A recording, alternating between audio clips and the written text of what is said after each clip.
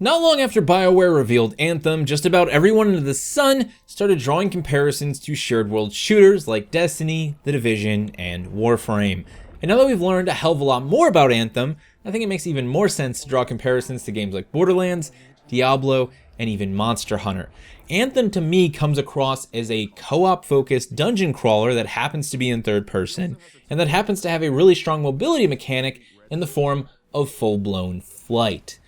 But really, at the end of the day, I'm not a huge fan of drawing quick and snappy comparisons like that, especially when someone is genuinely trying to understand what sort of a gameplay or storytelling experience they can expect from a game like Anthem. I'd much rather expand on that and really try and help them understand what they can expect. So today we're going to try and do just that by answering one simple question: just what the hell is Anthem? And I think to do that, we should start with Anthem's storytelling experience. BioWare didn't want to just shoehorn story into the co-op experience of Anthem.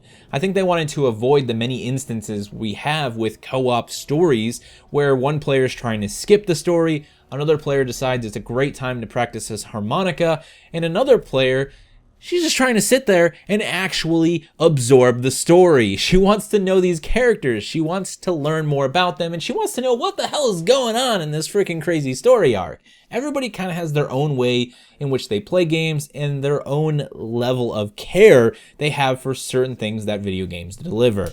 So instead, BioWare wanted to separate these two portions of their experience. They wanted the co-op focused gameplay experience of their shared world to be one thing, while the storytelling and single player experience was another thing.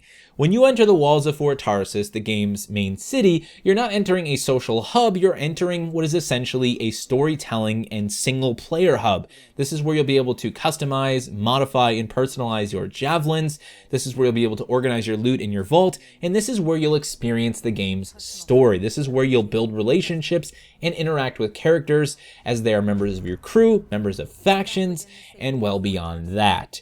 All of this will be your own personal experience. You don't have to share it with anyone else. You don't have to worry about other people skipping it or being noisy. You can just go do your own thing there, create your own relationships, and experience your own outcomes. There's a couple of things happening here that I really like about this take on telling a story in a co-op game. I mean, first and foremost, we get some of that single-player, multiplayer effect. So when I'm actually playing co-op with my friends, I can be sharing how my relationship is developed with a character like Hollick or Owen, and comparing it to how my friends have developed their relationship with said character. I like the idea of that. I like being able to go to one of my friends a week later and say, hey, how's your story going? You know, what's kind of like happened? And, you know, where you at? Like, what characters have you interacted with? And of course, if you don't want to do any of that, and you want it to be your own personal story that you can keep to yourself, you want it to be more intimate, you don't want to share it with anyone, you can absolutely do that as well. You can also then go off and do this in your own time. So there's always that concern when it comes to any sort of a co-op game and it has storytelling in it or main story quests, for players to be like, well, dude, okay, I'll wait for you, but honestly, I really want to play, so I guess I'll just go farm stuff. You don't have to worry about that in Anthem. You can just go do your own thing in your single player in your free time, and then regroup with your friends on the weekend to actually play in the co-op experience. And if one friend unlocks like a side quest because of something they've done, you can go out and tackle that with them as support and vice versa. So I like the balancing act that's going on there. It comes across as promising and I'm optimistic about it. We haven't seen a lot of the actual My Story experience. We've seen glimpses of it. There's not the same level of player choice that you might have gotten in previous BioWare games like Mass Effect or Dragon Age, but you still do have player choice. You can still decide which way the conversation goes, and of course you can decide whether or not to interact with certain characters, and all of it so far has come across in a very positive manner, especially the personalities of the character. I mean, Hollick and Owen are already like top of my list for characters I want to interact more with, and I think that's a very good thing. So we'll all get a chance to see how Anthem is delivering their My Story experience when the game releases in February. Moving beyond that, we're going to push into the game's actual gameplay experience in its shared open world. Now this is where Anthem differentiates from other shared world shooters in that its shared world is less about having a bunch of people running around in a random instance like in Destiny, and more about ensuring that that world, even though it is capped at 4 players, is actually linked to every other player's world. So when you're in the open world of Anthem, it is genuinely a shared world in that it all exists in the exact same time and place. So I've got a friend who's in Osaka. If he's playing Anthem, he can actually see the exact same Ash Titan that I might see in the exact same place in Anthem's world at the exact same time, even if we're not in a co-op instance together. That's the idea that BioWare wants to push. They're saying it's going to give them flexibility to alter the world and expand the world in the future and ensure that everyone sees the same thing. They can run public events and holiday events or seasonal events. They can run big story shaping events and everyone be able to see them in that open world. If the weather changes, if the time of day changes, everyone experiences that. That is their take on a shared world.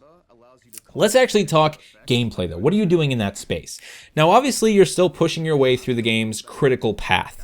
Every player is going to start off with the Ranger Javelin, at which point they'll actually have a choice through their single player content to decide what Javelin they acquire next. But eventually you will acquire all 4 of the Javelins.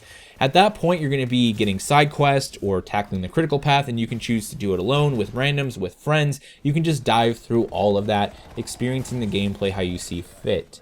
You'll start to unlock strongholds at one point, and this is where you're going to start to see the game's 4-player dungeons. Strongholds and something that we don't know a lot about yet called legendary contracts are the 2 biggest late game gameplay experiences that players can expect in Anthem at launch. Now, BioWare has endgame content that is supposed to be coming shortly after launch, but they're not ready to talk about it yet. I'm imagining it's something to do with Shaper Storms. I'm imagining it's their take on raids.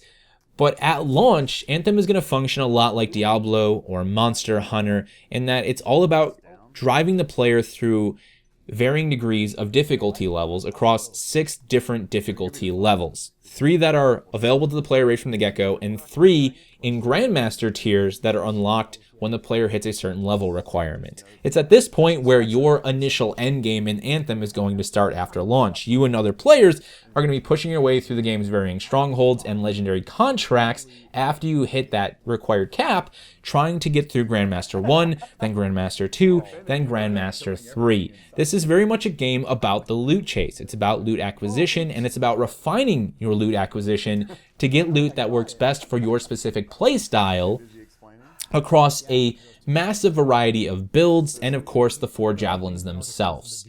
This is very much a player-driven loot experience, much like you would get in Diablo or The Division, where you pick the kit you want to build. You play the Javelin, the class you want to play, and then you spec them the way you want to spec them by acquiring the appropriate loot to make yourself as powerful as you possibly can.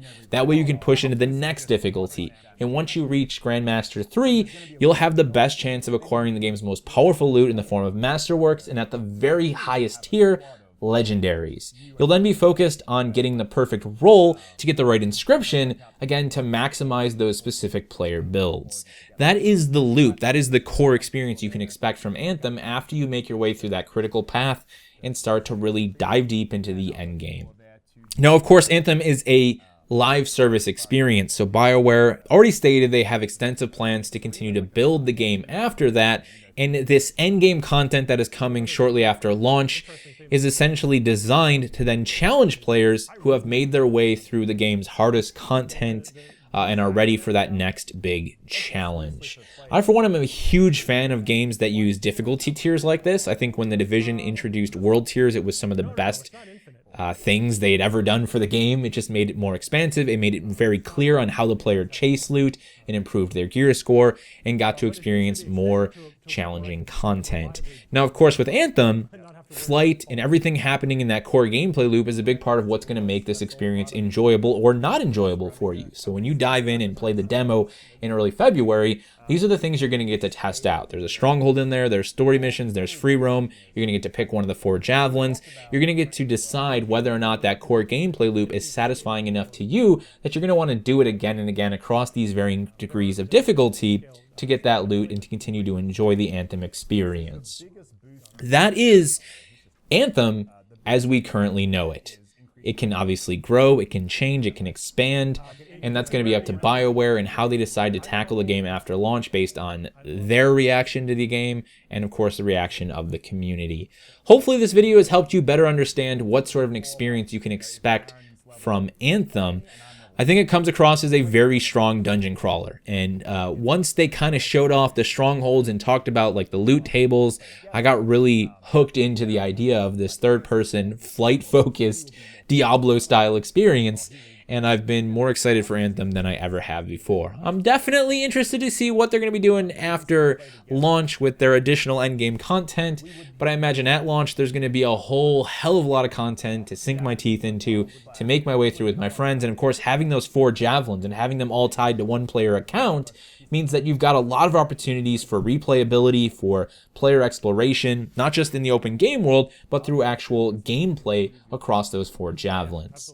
If you have any other questions, feel free to let me know down in the comment section below. If I don't get around to answering them, I'm sure other members of the community will. This is already a fantastic community loaded with a lot of great people willing to give answers and help people better understand what we currently know about Anthem and what we currently don't. Thank you all so much for watching, and as always, be awesome to one another, because at the end of the day, this is all we got. The most important task of your